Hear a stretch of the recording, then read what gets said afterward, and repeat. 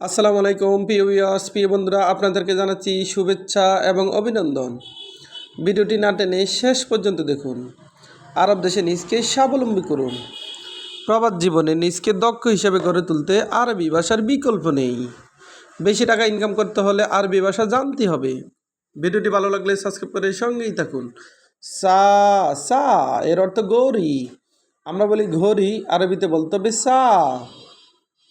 হিজাম হিজাম এর অর্থ বেল্ট। হিজাম তার মানে বেল্ট, আমরা বলি বেল্ট, আরবিতে বলতে হবে হিজাম। মুজাল্লা মুজাল্লা এর অর্থ ছাতা, আমরা বলি ছাতা, আরবিতে বলতে হবে মুজাল্লা।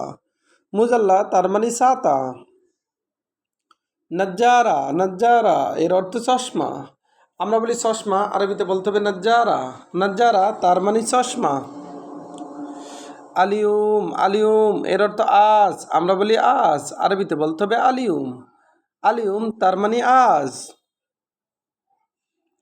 বকরা বকরা এর অর্থ আগামীকাল। বকরা তার মানে আগামীকাল, আমরা বলি আগামীকাল, আরবিতে বলতে হবে বকরা। বকরা তার মানে আগামীকাল। আমস আমস এর অর্থ গতকাল, আমরা বলি গতকাল, আরবিতে বলতে হবে আমস। মোশারেকা মোশারেকা এর অর্থ অংশগ্রহণ। মোশারেকা তার মানে অংশগ্রহণ, আমরা বলি অংশগ্রহণ, আরবিতে বলতে হবে মোশারেকা।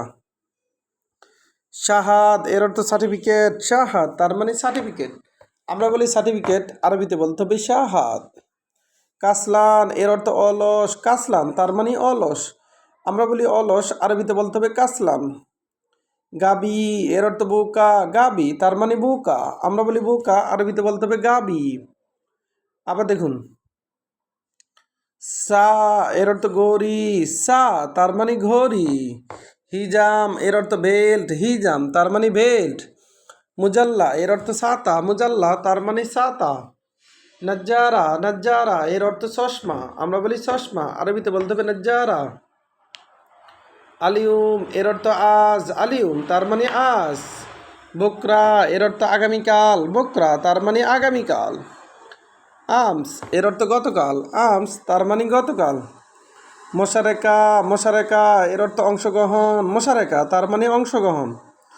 শাহাদ এর অর্থ সার্টিফিকেট। শাহাদ তার মানে সার্টিফিকেট বা প্রমাণ। কাসলান এর অর্থ অলস। কাসলান তার মানে অলস। গাবি গাবি এর অর্থ বুকা, আমরা বলি বুকা, আরবিতে বলতে হবে গাবি। গাবি এর অর্থ বুকা বা নির্বোধ। আবার কাসলান তার মানে অলস। শাহাদ এর অর্থ সার্টিফিকেট, আবার শাহাদ এর অর্থ প্রমাণ। ভিডিওটি ভালো লাগলে অবশ্যই সাবস্ক্রাইব করুন এবং শেয়ার করুন। ভুল হলে ক্ষমার দৃষ্টিতে দেখবেন।